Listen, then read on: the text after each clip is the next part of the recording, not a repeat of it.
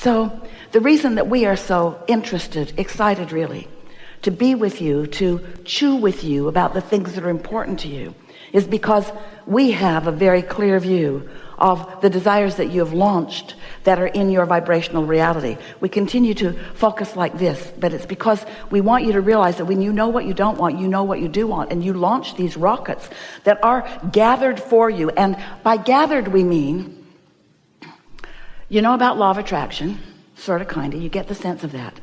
Well, there's a part of you, a larger part of you, that didn't come into your physical body with you when you came. That larger part of you remained non-physically focused. Humans have often called that part of you your soul, or the source part of you.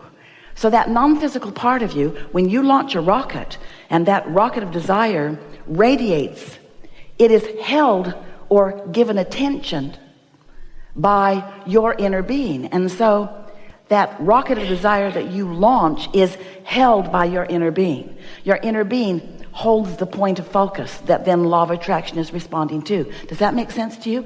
When you think a thought, law of attraction is responding to you and the thought you think.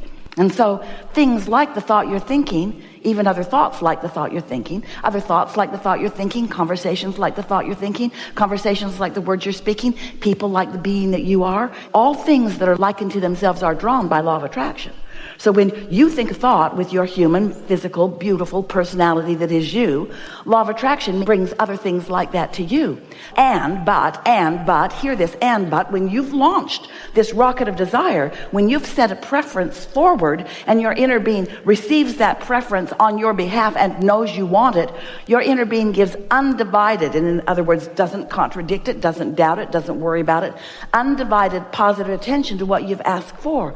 And that point of attraction is very real. So when we say your desires gather other desires like them, that's why. You have an advocate called your inner being holding your hopes and dreams and desires in very clear perspective, and law of attraction is growing them as law of attraction grows everything that is focused upon. You can thank your inner being very much for keeping alive your dreams, your desires. However, the very fact that your inner being does stay focused upon what you want is the very reason, the only reason, that you ever feel negative emotion. Because you ask for it and your inner being knows you want it, and your inner being owns it and knows it and holds it. And when you don't, when you stay focused upon the reason you want it, I want more money because not having enough money is miserable. Well, your vibration of not having enough money, your misery about it, makes you contrary to your own desire. And that's what negative emotion is. You're not miserable because you don't have enough money. You're miserable because you're not in sync with who you really are. Who you really are became more and you didn't go because you're focused upon what you can see and hear and smell and taste and touch. Stop it. You're still chewing that old gum. You're going through the motions and you may be giving it lip service, but anytime you feel negative emotion, it always means the same thing. You have expanded. Your inner being took the expansion. Your inner being holds the expansion. Your inner being is the expansion. Your inner being is holding the expansion for you, and you're not coming because you're facing what you think is reality. It's not reality. It's old news. It was the bouncing off place. It was what gave your dream flight. It was the problem that caused the solution to be born. It was the question that caused the answer to come about. But you've got to make a decision. Are you going to stay focused upon the problem, or are you going to look forward to the answer? Because your inner being, you may not know this, your inner being already found the answer. You know why? Oh, friends, this is the part that is the most wonderful about you. When you live enough life that you identify a problem, with every particle of the problem that comes into being, the solution comes into being too. If you've got a problem, there is a solution. The question is, are you going toward the solution, or are you still defending or justifying the solution by hammering away on the problem? I really need it. You learned that from your mother, because she often wouldn't give up the goods until you pleaded a really needy case. But I really need it. I might die. I'm suffering so. And so she gave you a flawed premise. She helped you to believe that if you were able to justify your unhappiness in a strong enough way, that then someone would come in and would provide the solution. But that is not how the universe works, and those solutions are puny in comparison to the solutions that are in your vortex that you have access to in the moment that you understand that a problem and a solution are very different vibrations, but that when you have launched the solution because you have activated the problem, that you could move right to the solution if you just knew that you could. And so that's what we're going to be talking about today. What are you giving your attention to? What's active in you? How do you spend your day? How are you fostering your point of attraction? Do you watch the news? Is that what makes up the bulk of what you offer vibrationally? Are you pushing against lots of things? If you are, that's not good for you, because when you shout no at something, the universe gives you more of it. And it's not because the universe is unkind, it's because there's no such thing as no in an attraction-based, inclusive-based universe.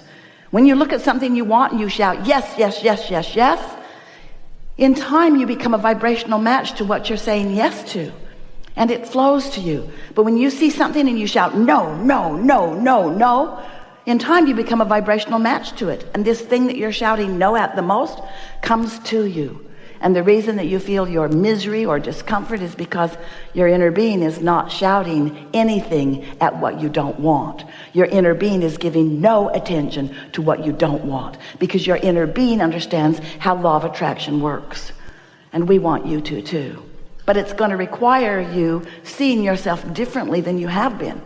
You've got to begin seeing yourself more as a vibrational being, more as someone who radiates a vibrational signal that is being answered, just like tuning your tuner in your radio in your car.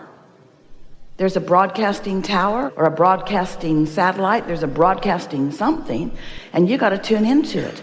And your inner being is broadcasting a very clear signal to you about everything that you want. The question is, can you hear it?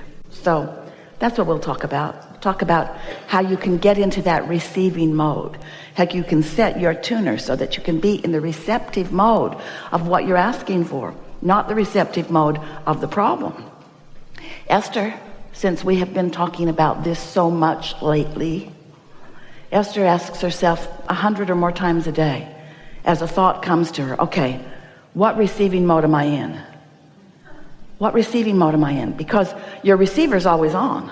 It's always on. So did this thought come to me because I've been worried about something, because I've been focused upon the problem? Was this a response to my problem activation? Or am I in the receiving mode of a solution?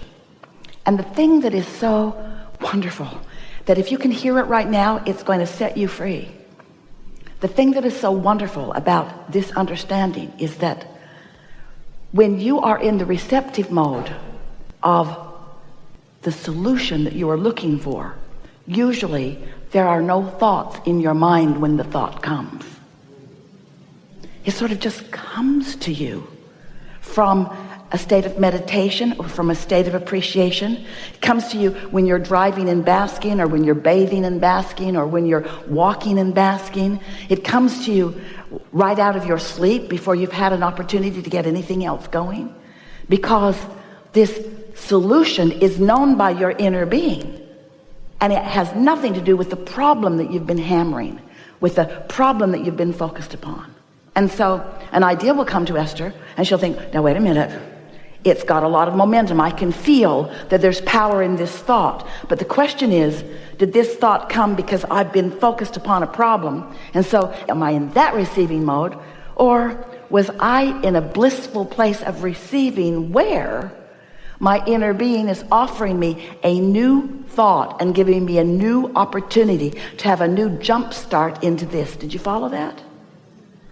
When you quiet your mind through meditation, you stop all thought, which means you stop all resistant thought. And then when a thought occurs to you at the end of your meditation, or even during meditation, or even following meditation, when a thought occurs to you, once your own mind has deactivated that receptive mode, You following what we're getting at? For example, let's say that you have 40 acres in Texas. That's what Esther has. And let's say that a lot of it is natural, wild and woolly. But quite a bit of it has been planted and is being watered and is being tended to and is really beautiful, or has the potential of really being beautiful. And you have some new gardeners who cost a lot of money and show up on a regular basis and make a mess. Their mowers aren't sharp and their weed eaters are broken and the people that are operating them are not highly skilled. And so they just do a sort of hack job on it. And you walk through and you see it and you go, yikes. And then you get a thought. I think I will look for a new gardener. Now, what receptive mode do you think you were in? Do you think you have access to the very best gardeners around? Or do you think that what you're witnessing, while it's valid and real and true, has you in a receptive mode of getting another one just like this one? And here's the thing that's so wonderful. If you're not sure, hire them and find out. Now, some might think that the solution to this is to go out there and look at something that doesn't look good and then know what you don't want, so know what you do want. So you say, I really don't like that they went through the opening that is so beautiful and they brushed all the little succulents and knocked several of them on the ground and just left them there. And what I want is someone who doesn't do that. You might think that that's the other end of that stick, but it isn't.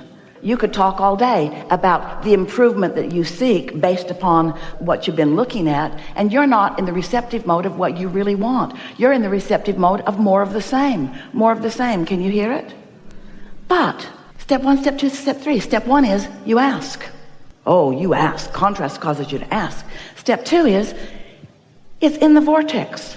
Your solution is already formulating because you ask and your inner being, source, is on it. Step 3 is you got to get in the receptive mode where you let what source has gathered for you into your experience. So the solution to that improvement isn't beating the bushes for someone that's better. It isn't asking for resumes and going down lists. It isn't giving them the 3rd degree. Is your mower sharp? Do you know how to use a weed eater? Do you have eyes in your head? Can you see when there's a mess? 3rd degree doesn't work. So since you've already done step 1 and since step 2 is already done, step 3 is get your mind off of it. You've already done your work. You've asked and it's been answered. Now go do something else. Because if you stay focused upon this problem that is active within you, and friends, it's not possible for you to focus upon that subject in a pure way when what you've been witnessing is the opposite of what you want. You can't get there from there. You see what we're getting at? So, you know what you do? Go somewhere else. Go somewhere where you don't keep seeing the problem, because if you keep looking at the problem, you can't let the solution in. You've got to put some distance between. There must be separation between the activation of your problem and the allowance of your solution. Now, meditation will give that to you incrementally, 15 or 20 minutes a day. Appreciation does too. Leaving the property certainly does. Going somewhere where you don't see it. But you cannot stay focused upon a problem. You cannot find a solution to a problem while you're focused upon the problem. And we know that's counterintuitive to humandom. It's not the way that most humans approach most things. Most think that you've got to wrestle it to the ground and kill it. Most think that if you take your attention away from it, that you'll never find a solution, when the opposite is true. Your attention to the problem will never allow a solution because they are vibrationally different. You've got to put some distance between your question and your answer, your problem and your solution.